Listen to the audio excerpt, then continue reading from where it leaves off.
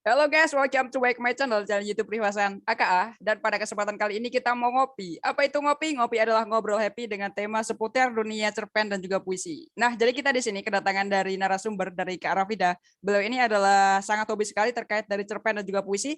Dan juga kita di sini bakalan ngobrol-ngobrol banyak guys terkait dari kendalanya apa, kemudian tips dan triknya, dan tentunya masih banyak lagi. Nah, saya ingatkan kembali bagi teman-teman semua yang belum subscribe channel YouTube ini, silahkan di-subscribe terlebih dahulu agar nantinya menerima notifikasi ketika kita mengupload video terbaru kayak gitu, guys. Seperti apakah keseruan ngobrol kita pada hari ini? Pokoknya langsung aja check it out. Halo Kak Rafida. Hai. Gimana Kak kabarnya?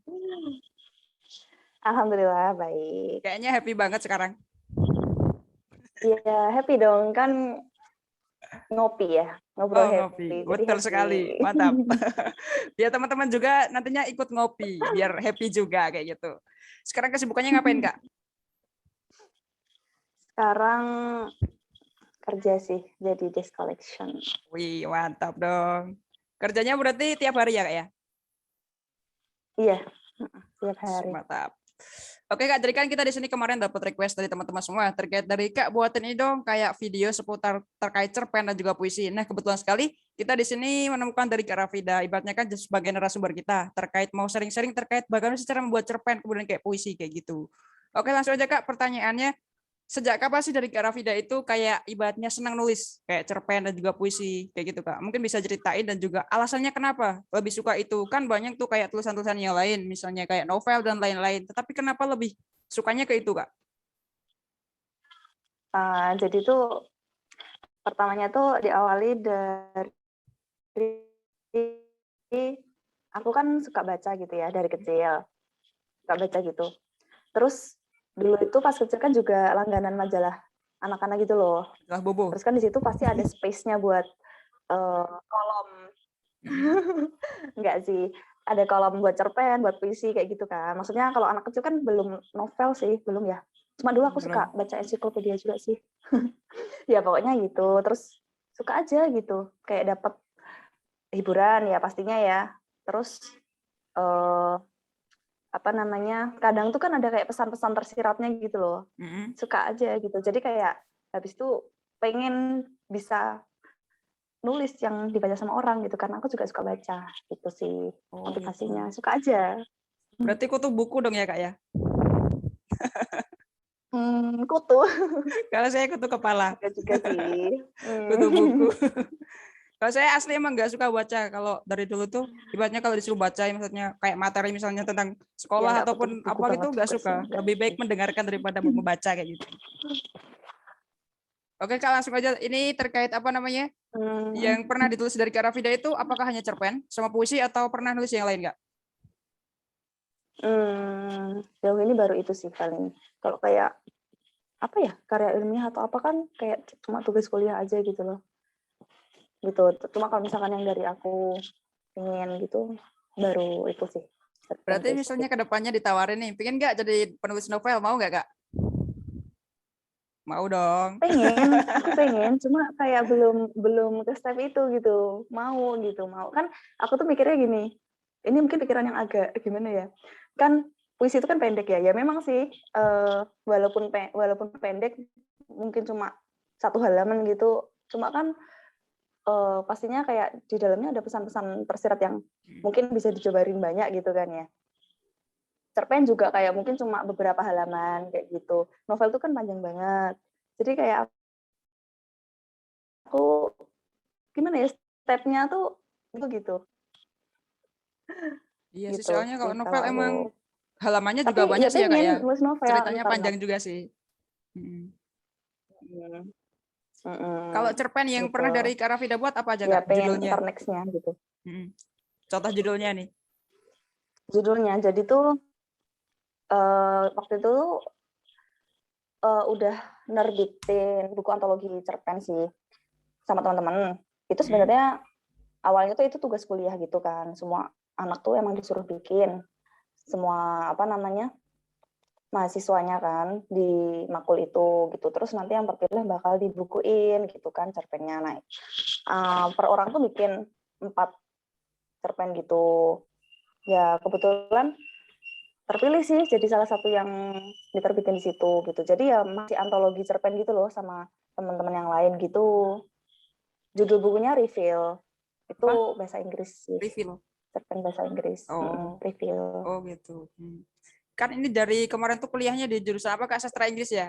Kok bisa masuk ke situ? Mm-mm. Kok bisa masuk ke cerpen dan juga? Emang bukannya kayak bertolak belakang gitu Kak? Enggak, justru kalau jurusan sastra itu kan kita juga mempelajari karya sastra gitu kan. Ya, karya sastra itu kan bisa. Puisi itu juga masuk, puisi, cerpen, novel, terus nanti drama, ntar bahkan film pun itu juga karya sastra kan. Nah, ya itu, kita mempelajarin itu. Jadi ya nyambung banget, ya memang itu yang diajarkan gitu. Tapi ini buatnya emang dalam skala bahasa Inggris atau bahasa Indonesia Kak? Ya kalau yang cerpen itu tadi bahasa Inggris ya, karena sesuai jurusanku kan sastra Inggris gitu. Oh gitu. Tapi kalau puisi-puisi yang aku bikin, pernah sih bikin puisi bahasa Inggris juga, bahasa Indonesia juga gitu. Cerpen bahasa Indonesia juga pernah sih bikin. Cuma ya nggak nyampe yang diterbitin gitu belum sih. Oke Kak, mantap banget. Berarti emang Gitu. dari jurusan ibaratnya apa ya? Sastra itu emang Kalau kita yang bisa buat puisi yang namanya cerpen sama ada puisi sih. gitu.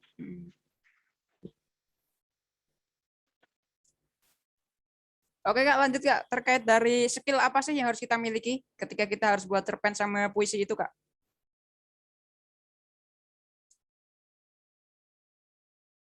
Oke.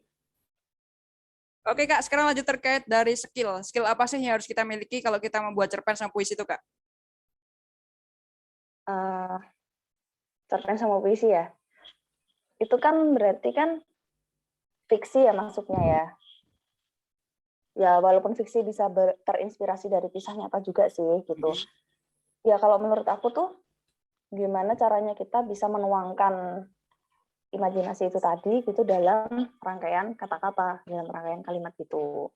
Nanti kan sambil jalan sambil proses gitu kan terasah tuh kayak kosakata, perbendaharaan kata gitu. Terus rangkaian kalimat gimana menyambungkan antara satu bagian dengan lainnya kayak gitu. Terus EYD itu penting banget sih. Apalagi aku gimana ya suka gatel gitu loh kalau melihat tulisan yang typo atau Oh, bahkan tanda baca salah aja tuh aku kayak ih gitu. kayaknya Ya kalau jadi jadi tuh kayak dosen gitu nanti banget. kalau misalnya bimbing skripsi bahaya banget ya, harus detail banget nih kayaknya. Bisa-bisa nanti mahasiswanya nggak Oh kayak gitu. lulus-lulus dong. Iya gitu. Tapi kan kalau dari karya-karya yang aku baca ya misalkan kayak buku di majalah atau dimanapun kan pastinya ya udah diedit terus tanda bacanya tuh kan pasti bener gitu kan nggak ada yang typo gitu kan. Jadi kalau misalkan masih ngelihat kayak udah kebiasa kan ngebaca tulisan-tulisan yang bagus gitu loh, yang EYD-nya tuh juga perfect lah bisa dibilang gitu. Jadi kalau melihat tulisan typo aja aku gatel gitu. Jadi EYD itu penting banget sih. Iya benar, itu salah satu keuntungannya juga ya sih. Selain itu ada lagi nggak Kak Mm. skillnya yang harus kita miliki? Apakah kecepatan, ataukah ketepatan, ataukah yang lain-lain gitu? Kalau kecepatan gini, kalau misalkan memang kita ngedeadline harus menghasilkan karya dalam jangka waktu berapa gitu kan, ya butuh kecepatan toh pastinya sesuai deadline gitu. Tapi kalau misalkan nggak di apa ya nggak dikasih waktu gitu kan kayak santai sih. Soalnya kadang tuh kan ide itu kan muncul spontan gitu kan. Kadang kalau kita pengen nyari ide malah stuck. Tapi giliran nggak kayak dikejar-kejar gitu, ide tuh muncul aja terus kayak gitu. Oh gitu. Nah, berarti kalau misalnya dari Kak Rafida nih misalnya membuat karya, misalnya cerpen atau kan puisi, itu berarti cara menemukannya idenya langsung spontan gitu Kak? Ataukah kita misalnya pergi ke suatu tempat nih, terus kita ibaratnya kayak apa ya? Kayak kalau nggak ngelamun sih, tapi kayak ibaratnya kayak berimajinasi gitu. Ataukah emang ide itu biasanya muncul secara spontan gitu Kak? Eh, bisa semuanya sih. Jadi bisa misalkan ada ide spontan, ya udah asal ditulis dulu aja idenya gitu kan. Jadi kayak bank ide gitu loh. Itu terus misalkan aku melihat sesuatu, ini kayak random aja sih, misalkan aku di jalan ngelihat sesuatu atau ngelihat orang-orang yang lagi ngapain kayak gitu. Terus kayak jadi kayak ide pengen menuliskan itu kayak gitu kan, ya asal dicatat dulu kayak gitu. Terus misalkan emang bener-bener pengen nyari ide ya, misalkan emang lagi nulis terus nggak ada idenya, tapi pengen nulis gitu kan, ya bisa sih ke suatu tempat gitu, bukan bukan ngelamun imajinasi ya, kayak gimana sih kalau kita ngelihat Mencari sekitar inspirasi. atau melihat alam, Mm. mencari inspirasi gitu kan, kayak habis itu tiba-tiba kayak muncul aja kayak gitu. Atau bisa jadi misalkan kayak baca karya orang lain nih, terus kayak terinspirasi gitu tuh bisa juga. Inspirasi itu bisa dari mana aja gitu. Berarti emang inspirasi itu datangnya emang bisa dari mana aja ya Kak ya? Misalnya nggak harus kita ke suatu tempat, ataukah kita nggak harus ibaratnya harus merenung di mana biar kita dapat inspirasi. Tetapi kan ibaratnya bisa aja inspirasi itu ketika apa namanya muncul secara tiba-tiba, ataukah kita melihat kayak kejadian realnya, terus kita tiba-tiba langsung muncul ide gitu ya Kak ya? Iya, bisa dari Oke. manapun sih. Mantap banget. Gitu. Terkait ini Kak, penulis mungkin dari cerpen ataukah puisi yang dari Kak Rafida gemari itu siapa Kak? Atau kayak emang yang jadi ibaratnya kayak tokoh tokoh utama gitu? Yang aku sukain gitu ya, Yang gue sukain. penulis favoritku kayak gitu. Ah, Ya sebenarnya tuh banyak sih. Kan apalagi saat ini ya, banyak penulis-penulis yang viral ya kayak gitu, yang hits gitu kan. Banyak sih, cuma yang dari dulu aku suka, bahkan sampai sekarang tuh ada Kak Lexisu, itu itu apa? penulis novel thriller. Oh, novel. Penulis Terus, novel thriller gitu. Aku tuh udah terlanjur jatuh cinta sama tokoh-tokoh yang dia ciptakan gitu loh. Sampai ngikutin dari, itu kan bukunya kan series gitu kan. Series gitu, nanti bersambung ke buku selanjutnya dan sebagainya. Itu kayak tak ikutin memang. Karena nggak tahu kayak udah jatuh cinta gitu loh sama tokoh-tokohnya. Terus sama Kak ini, sama Bang Tere sih, Tere Lie. Terralia India Itu. itu. Terralia yang nyanyi. Saya mah nggak tahu kalau tokoh-tokoh kayak gitu. Kalau yang puisi Kak. Itu kan Mm-mm. puisi, eh belum bisa aku sebutin ya. Belum Karena tadi. kayak belum belum ini, kayak belum, ya sebenarnya banyak yang aku suka, tapi kalau yang kayak aku suka banget favorit number one nih, Mm-mm. itu belum sih Oh, kalau belum puisi. spesifik berarti ya. Novel malah, itu. Kalau biasanya tuh berapa lama sih kalau dari Kak Rafida membuat misalnya kayak satu cerpen gitu berapa lama Kak? Cerpen itu kan cerita Tergantung pendek idenya ya kan? lagi. Atau emang itu kayak Iya, cerita ada pendek. apa namanya? Ada ibaratnya kayak syaratnya gitu Kak? Syarat penulisannya. Iya, jadi kan eh, istilahnya kalau cerpennya cerita pendek, terus nanti kalau misalkan agak ceritanya lebih panjang lagi tuh ada novela. Novela tuh kayak semi novel gitu kan. Oh. Nah kalau novel baru yang biasa kita baca di buku-buku tebel-tebel kayak gitu sih. Gitu. Apa tadi pertanyaannya? Lama nggak nulis cerpen? Nulis cerpen. Nulis Eh, cerpen itu tergantung idenya lagi. Kalau misalkan memang udah ada ide dan gini, biasanya aku bikin rangka alur gitu loh. mm-mm. Rangka alur gitu kan. Kayak kan kalau dalam sebuah cerita tuh kayak ada pembukanya, terus nanti dia mulai ada kayak muncul masalah-masalah kayak gitu kan, muncul habis itu nanti sampai klimaksnya kayak puncak masalahnya itu. Habis itu baru resolution kayak turun tuh. Masalah tuh berangsur-angsur diselesaikan sampai ending. Nah, aku tuh kayak bikin kerangkanya dulu gitu loh. Bikin kerangkanya dulu gitu. Nah, kalau misalkan kerangka itu kayak udah ada, nulis tuh kayak bisa cepet sih. Sehari gitu bisa. Tapi kalau misalkan memang lagi nyari ide, itu ya bisa Lama. lama sih. Pokoknya sampai itu Oh. dulu, kerangka alurnya dulu sih. Gitu. Beda ya sama novel. Kalau novel itu kan partnya itu kan panjang ya. Jadi Mm. kayak dijabarinnya itu kan juga panjang, kayak bisa lama gitu. Kalau cerpen itu bisa lebih singkat sih. Sama halnya kayak puisi. Kalau misalkan lagi ada ide, bisa tuh sehari bikin 3 misalkan. Atau kalau misalkan pas lagi stuck tuh, ya bisa juga sebulan bikin gitu. Oh Tapi kalau aku gitu. lagi pengen bikin, nggak ada ide, nyari ide ya bisa bisa aja sih kalau udah ketemu idenya gitu sih. Berarti ibaratnya kayak waktu cepat atau enggaknya kita buat suatu karya itu tergantung dari ide kita. Misalnya kalau kita udah benar-benar punya ide yang udah matang, baru kita kembangin tuh otomatis udah jalan sendiri ya Kak ya. Jadi kita nggak usah kesusahan buat Ya, ibaratnya ngembangin dari topik-topiknya kayak gitu. Yang penting kan kita iya tadi ya apa ya? kecuali Hmm, Buat kerangka-kerangkanya dulu baru kita dikembangin kayak gitu. ya kecuali kalau di deadline-in. Misalkan memang emang udah penulis tetap di mana, yang mana kan harus bikin karya setiap minggu misal atau setiap bulan kayak gitu. Atau mungkin ikut event lomba cipta puisi atau cerpen yang deadline-nya kapan, itu kan memang ya harus tenggat waktu itu kan, mau nggak mau harus jadi sebelum itu kan gitu. Hmm. Kalau kayak gitu kayak harus ngejar sih memang kayak gimana caranya nyari ide gitu. Tapi kalau misalkan enggak, misalkan emang slow aja ya nggak ada deadline ya santai sebenarnya gitu. Oke. Berarti emang tergantung sama deadline juga gitu Kak. Oke, sekarang lanjut Kak terkait Tergantung dari buat apa apa. namanya? Biasanya puisi yang dibuat itu kalau dari Kak Rafida sendiri sesuai dengan realita ataukah emang gimana Kak? Kebanyakan yang dibuat gitu. Kadang iya, kadang enggak. Maksudnya realita pengalamanku gitu ya. Misalnya kita lihat gelas, oh gelas, atau piring, oh piring atau apa gitu. Hmm, ya kadang iya, kadang enggak. Jadi bisa kadang sesuai kayak pengalamanku gitu. Part dari pengalamanku gitu. Tak tuangin gitu dalam bentuk kata-kata. Kadang kayak pengalaman orang. Jadi inspirasinya dari orang lain ya memang yang kisah nyata gitu loh, yang emang realitanya kayak gitu. Tapi kadang juga bisa yang aku imajinasiin sendiri sih. Kayak itu memang tercipta dari imajinasiku aja gitu, nggak yang aku lihat terus aku tulis gitu, enggak.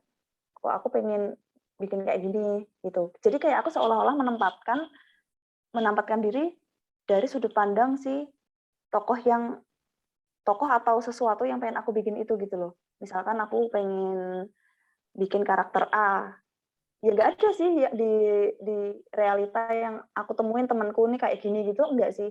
Tapi kayak aku ciptain sendiri terus aku seolah-olah kalau aku jadi si karakter ini tuh ngapain ya, aku nggak bakal ngapain, perasaanku gimana, emosiku gimana dalam cerita itu kalau menghadapi situasi kayak gini, gitu loh. Oh ya berarti bisa Kayak gitu. Kalau aku diimajinasikan gitu, juga. Nggak harus sesuai dengan realitanya bisa yang sesungguhnya kayak gitu. diciptakan. Oke, mantap Kak. Iya, bisa diciptakan gitu. Ya, berarti emang di sini tuh kita nggak usah apa namanya ibaratnya nggak usah terlalu mikir susah-susah banget ya Kak buat kita bagaimana sih cara kita menemukan ide. Karena kan ya namanya ide buat kita bikin puisi itu kadang emang ada yang sesuai realitanya, kadang juga bisa kita imajinasikan sendiri kayak gitu sesuai dengan keinginan kita kayak gitu Kak. Terkait dari ini Kak Mm-mm. kendalanya. Biasanya kalau dari menulis cerpen sama puisi itu kendalanya yang sering dihadapi itu apa Kak? Kadang writer block gitu. Apa Jadi tuh? kalau udah stuck, nggak ada idenya, Mm-mm. stuck gitu, kayak ngeblank gitu. Misalkan pengen bikin sesuatu, bikin cerpen atau puisi tentang hujan misalkan. Misalkan udah ngerangkai kata nih, terus stuck kayak gitu. Atau misalkan kalau cerpen ya, udah dirangkai alurnya tadi itu, terus waktu ditulis eh, kok kayaknya agak nggak nyambung ya, apa gimana? Apa mau diubah alurnya? Lah, kayak gitu kan kayak habis itu mikir lagi gitu ya, kayak gimana deh caranya biar nyambung, biar lebih pas kayak gitu. Kalau puisi lebih ke pemilihan katanya, diksinya itu. Diksi-diksinya itu sih sebenarnya seru sih ngerangkai diksi gitu. Oh iya iya Kalau iya. misalkan kadang kalau misalkan aku lagi pengen kayak bikin pantun gitu ya. Jadi yang berima kayak gitu kan belakangnya, bagian Sajak. belakangnya itu. Mm-mm.